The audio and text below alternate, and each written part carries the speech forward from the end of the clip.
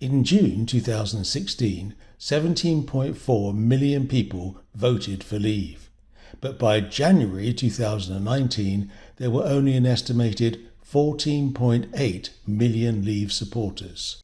My video from January 2019 explained. I'm saying the future of this country depends on following what 17.4 million people said, and that is leaving the European Union. The mandate we have is 17.4 million people. 17.4 million people voted to leave, a clear majority, and we must honour that. 17.4 million people, I think, up and down this country who would say that if the vote that took place in 2016 was not honoured by this Parliament, that would be breaking faith. On the 23rd of June 2016, there were 17.4 million Leave voters and 16.1 million Remain voters. Since then, some have died.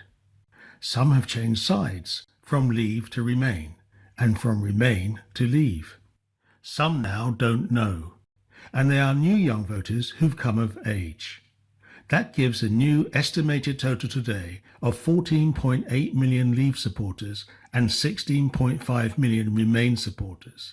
There are no longer 17.4 million Leave supporters. That number is outdated. What's your view, Prime Minister?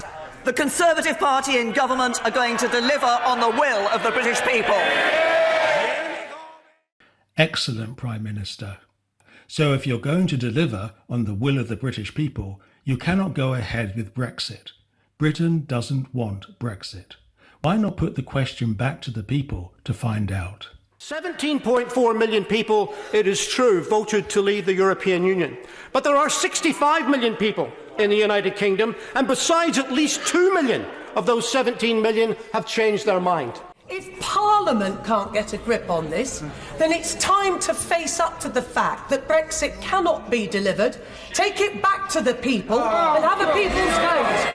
A people's vote would be the first opportunity for people to vote on the facts, not on the fantasy and the fabrication. The only way forward is to have a people's vote with the option to remain.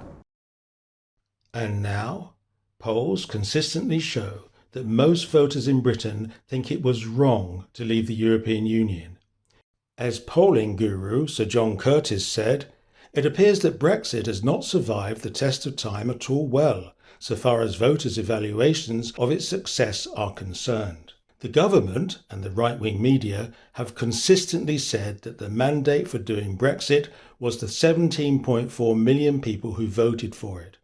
But since the referendum on 23rd of June 2016, support for Brexit has rapidly declined. There are no longer 17.4 million Leave supporters and haven't been for years. Today, support for Brexit is the lowest it's been since the referendum. Brexiters claim that the 2019 general election gave them a renewed mandate for Brexit, but that won't wash. In the 2019 general election, most voters did not vote for the Tories. In the 2019 general election, most voters voted for parties that wanted another referendum on Brexit. Our antiquated and arcane system of voting has returned results that are not representative of the people. If, after the referendum, successive Tory Prime Ministers had asked the electorate if they still wanted Brexit, they would have discovered that the answer is no. That's why the Tories won't offer us a new vote on Brexit. But neither will Labour leader 𝗧𝗢𝗄𝗡, who said the debate on Brexit is over. So, it's now a case of supply and demand, or rather, demand and supply. If our political leaders won't supply a new democratic opportunity to reconsider Brexit, then we, the people, must demand one.